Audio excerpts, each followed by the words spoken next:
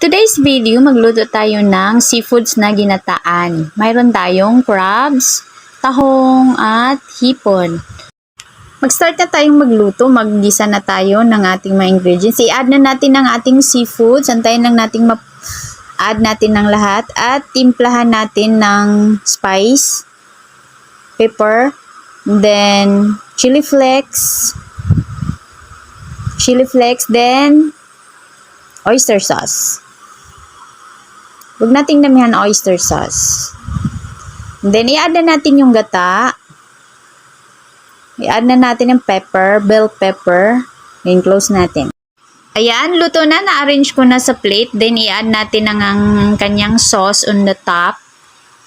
I-add natin para mag-absorb yung lasa niya. Tiyarang! Yan ang resulta niya. Yan ang ating ginataang seafoods. Thanks for watching. Bye!